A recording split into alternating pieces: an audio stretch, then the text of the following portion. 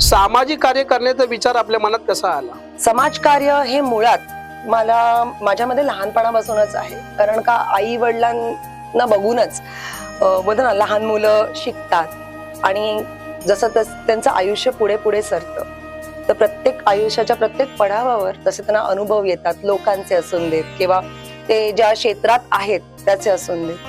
त्याच्याने आपण खूप शिकतो, आपण घडतो. पण ही जी गोष्ट आहे ना, समाजकार्य, हे आहे ना आपल्या मुळात आतमध्येच असतं.